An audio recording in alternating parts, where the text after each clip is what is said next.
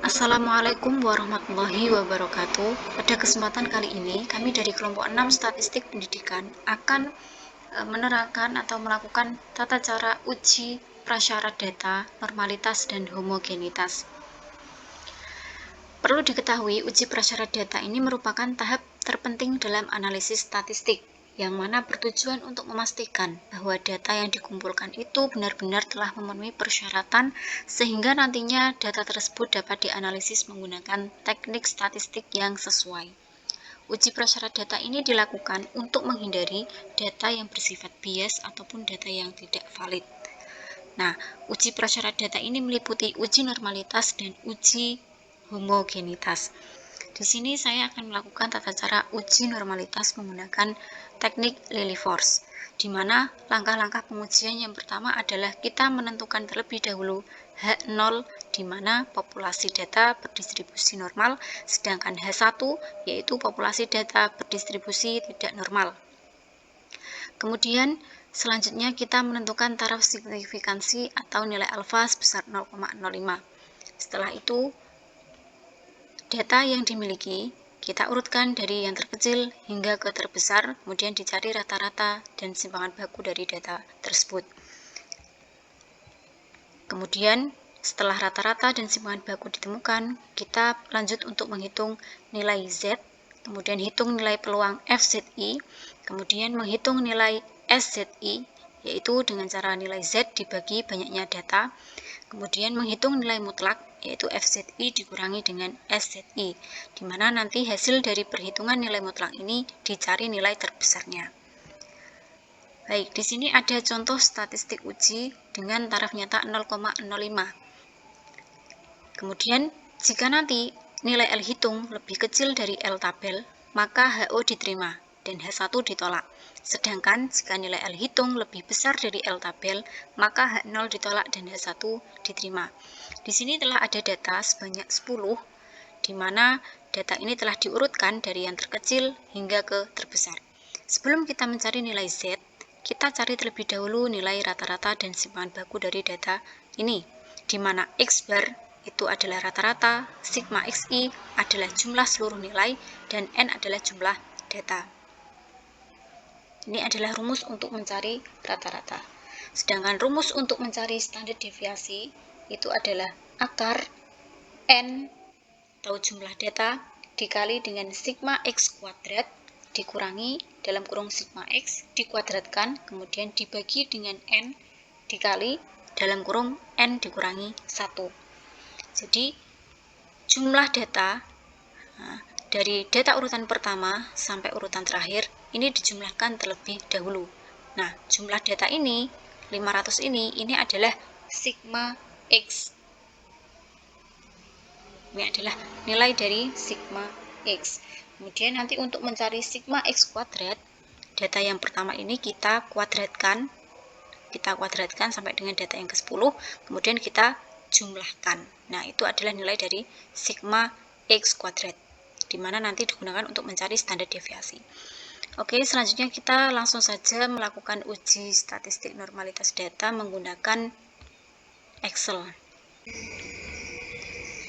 Baik, di sini kita telah masuk di Excel. Di sini datanya telah diurutkan dari data yang terkecil hingga ke terbesar. Kemudian sebelum kita mencari nilai Z, kita cari terlebih dahulu nilai dari rata-ratanya, yaitu menggunakan rumus average. Tinggal kita klik sama dengan, kemudian kita klik rumus average. Kita klik data yang di urutan pertama, kemudian kita klik sama dengan, kemudian kita klik average. Kemudian kita klik data di urutan pertama, lalu kita tarik ke bawah, kemudian kita klik enter. Nah, di sini ditemukan nilai dari rata-rata adalah 50. Setelah itu kita cari nilai simpangan baku dengan rumus standard deviation STDF. Kemudian kita klik data urutan pertama, kita tarik ke bawah, kemudian klik enter. Di sini ditemukan nilai dari simpangan baku yaitu 4,18994. Setelah nilai rata-rata dan simpangan baku ditemukan, barulah kita mencari nilai dari Z, di mana rumusnya yaitu X min X bar dibagi standard deviation. Di sini kita klik sama dengan, kemudian buka kurung, Kita klik data yang pertama, kemudian dikurangi dengan rata-rata. Berhubung di sini data yang pertama sampai ke 10 itu berbeda, sedangkan rata-rata itu nilai rata-ratanya sama, maka kita kunci atau kita lockkan nilai rata-ratanya dengan mengklik keyboard Fn dan F4 sampai muncul simbol dolar. Baru kita tutup kurung, kemudian kita bagi dengan simpangan baku. Nih, nilai simpangan baku sama. Kita lockkan atau kita kunci dengan menekan di keyboard yaitu Fn dan F4 sampai muncul simbol dolar. Baru kita enter. Nah, di sini ketemu nilai dari Z yaitu min 2,148.005. Dan kita tarik ke bawah. Setelah nilai Z ditemukan, maka kita lanjut untuk mencari nilai FZ. Mencari nilai FZ itu menggunakan rumus normal distribution. Kita klik sama dengan, kita ketikkan normal distribution, kemudian kita klik nilai Z urutan pertama, lalu kita enter. Nah, nilai FZ nya telah ditemukan, lalu kita tarik ke bawah. Setelah itu, setelah mencari FZ, lanjut kita untuk mencari nilai dari SZ dengan menggunakan rumus if. Kita klik if, kemudian kita masukkan nilai data yang pertama, kemudian sama dengan kita klik nilai data yang kedua. Setelah itu titik koma, kita kemudian lanjut klik tabel SZ yang kedua ini. Nah, setelah itu titik koma lagi, lalu kita pencet nomor 1. Lalu kita bagi dengan 10 karena di sini jumlah datanya sebanyak 10. Lalu kita enter. Nah, di sini ketemu nilai SZ-nya adalah 0,1. Lalu kita tarik ke bawah.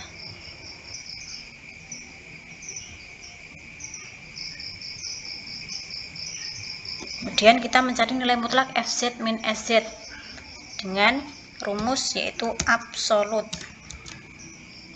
Nah, absolute. Kemudian kita klik nilai FZ dikurang dengan nilai SZ. Kita enter.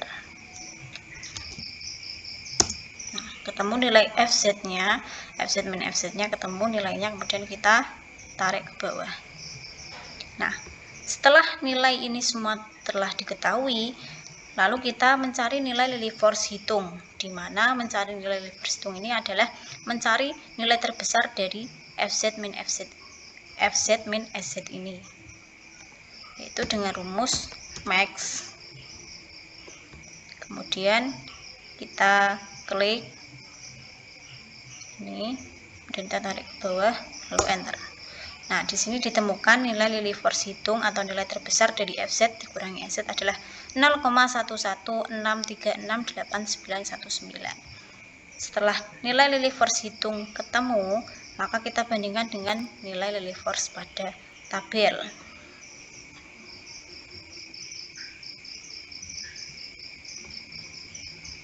Nah, di sini nilai Lilliefors pada tabel tadi nilai taraf signifikansinya adalah 0,05. Kita cari di tabel Lilliefors, di mana 0,05 ini di urutan ke-10 karena datanya sebanyak 10 itu ditemukan pada tabel yaitu 0,258.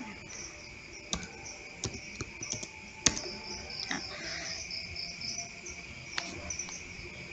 sehingga nilai L hitung ini lebih kecil dari L tabel, maka H0 diterima. Sedangkan di sini nilai Lilliefors hitung itu lebih kecil dari nilai Lilliefors tabel, maka dapat disimpulkan bahwa data tersebut berdistribusi normal.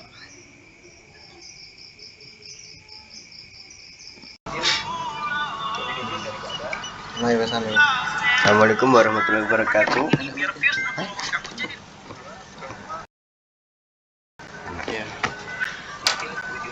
Langsung saja saya akan menerangkan sedikit tentang uji homogenitas Mana kena sarane nganu ae. Yang pertama melalui Excel itu kita masukkan dulu datanya, contohnya A dan B. Kita masuk ke view,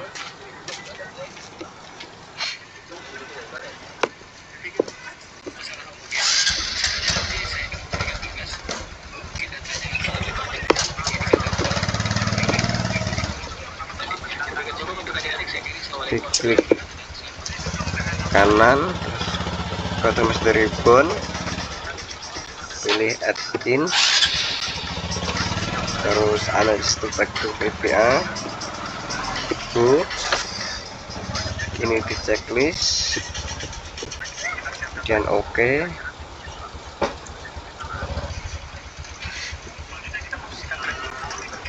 Nah, balik.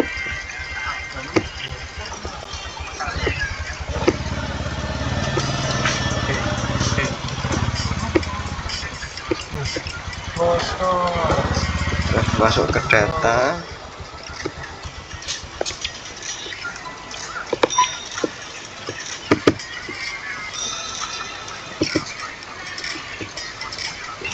yuk kayak ini nang geser apa ya sih? Bisa deh.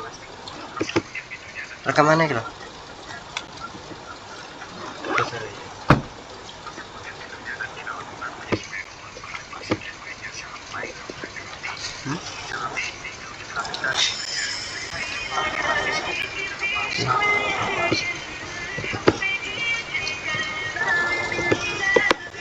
Nang geser kok.